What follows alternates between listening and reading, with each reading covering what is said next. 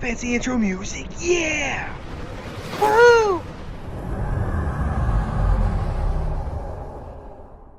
Hey everybody, welcome back to the video, and today we have to talk about how Star Trek Fleet Command changed Swarm Sunday forever, and in a very positive way, like very positive.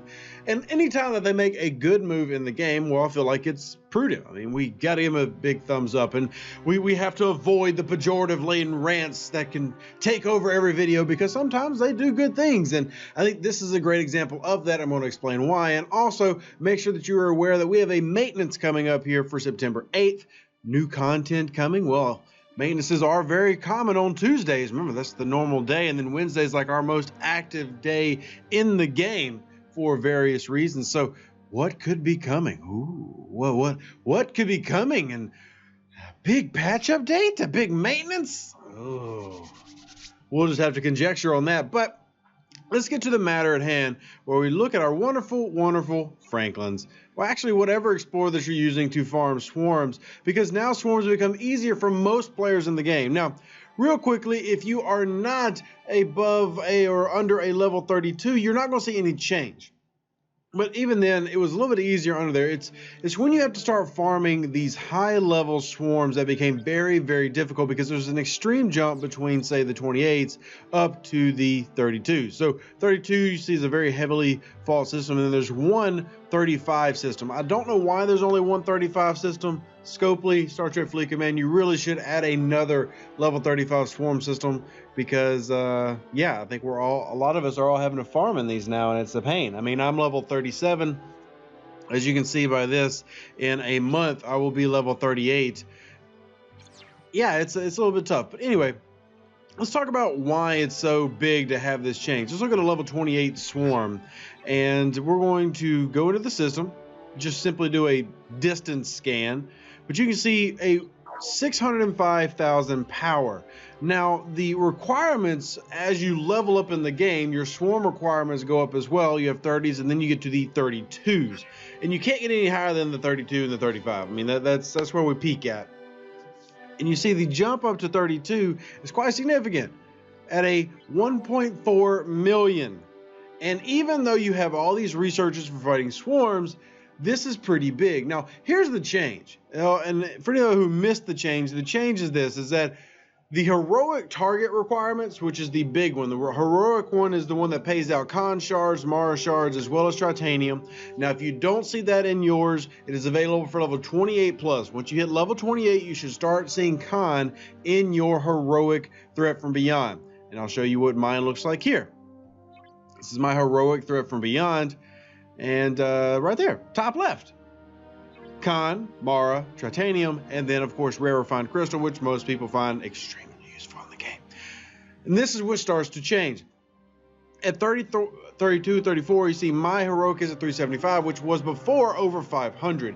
And what they did for those who are level 35 and above is they simply cut it by 30%. Lowering the swarm targets for 32 to 34 to only having to hit 32s, and then for the 35 plus players, which is getting to the basically most players in the game, they lowered the requirements by 30%. This is a massive step in the right direction, and here's why. It requires less playtime in the game. And I know a lot of you are going, well, why would we want less playtime in the game? Well, there's a few reasons. One, you have had a massive exodus of players from this game, not just because of recent games coming out, but because of this issue in general, where it takes too much time to play this game. So a 30% reduction in playtime for this one event allows you to do 30% towards something else. I mean, something I've talked about quite a bit, and we talked about on Ultimate DJ's podcast, was that this game took so much time that you literally cannot do everything. You cannot do outlaws, swarms, Borgs, dailies. There's just too much to do every day to truly becoming a player that progresses as they should. Now, I've got an interview coming up with a player who's level 40 and free to play. Well, he spent like 20 bucks, but that's a rare outlier. Those are not how most people are in this game. Most people simply don't have time to do it. So a 30% reduction in some of these requirements, and I think should be something they use as a step forward into most things into the game, is tremendous in terms of a great quality of life improvement. So my 30% reduction means I can actually go out with my Franklin and finish this and make more of a profit as well, because you used to have to go out with my Enterprise, and killing 50 plus of those 35 swarms, even an Enterprise that's maxed with good old Scopely welfare, struggles to do that. It takes me about 5 runs. Well, that's spending millions to repair an Enterprise. Well, that 30% is now 30% less titanium I have to spend and more profit for me in the bank. And that's a good thing. And hopefully this is an overreaching thing where they're seeing, hey, we need more people to spend more time in the game, and they're equating that into, we're adding so much more stuff, now we have to take away some of the previous requirements. And there's other ways I think they can do that. They can make the grinds for a lot easier.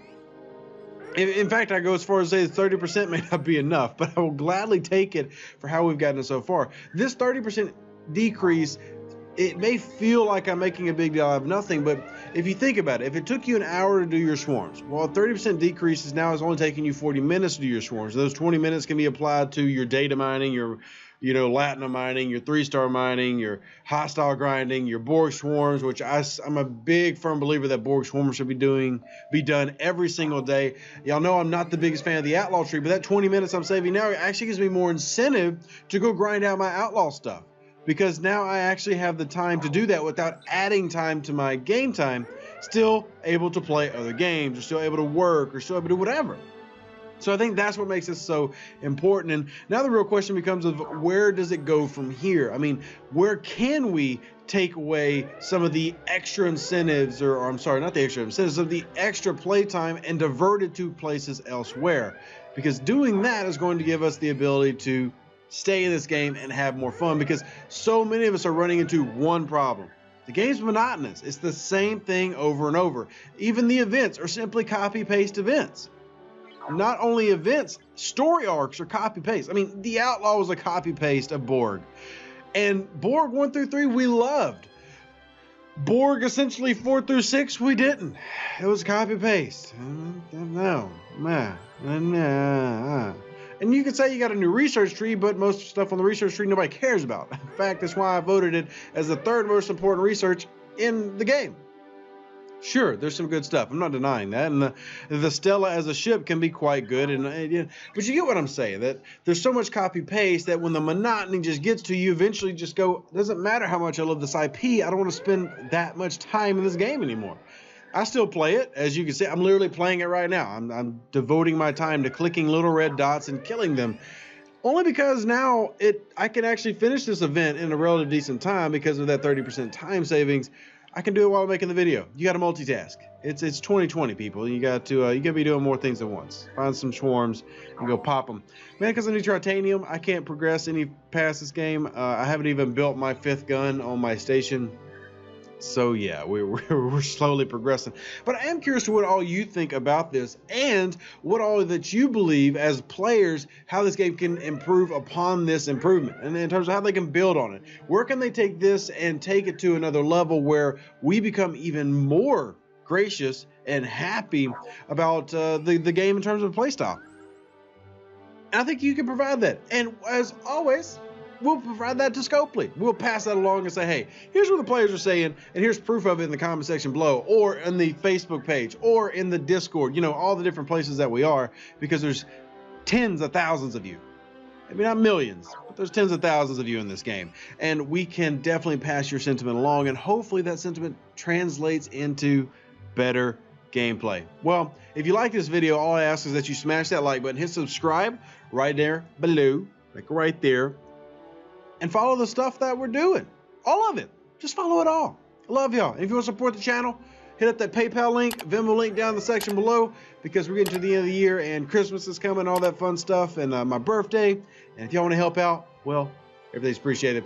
Love y'all. Live long and prosper. Stay safe in the Space Cowboys. And remember, it's Star Trek.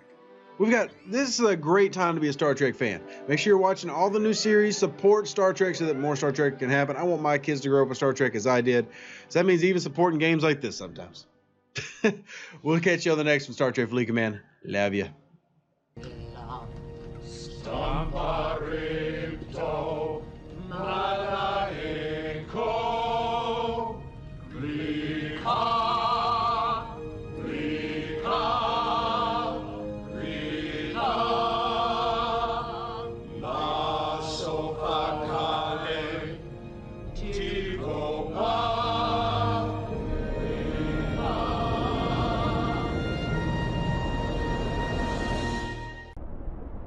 An even better outro than the intro.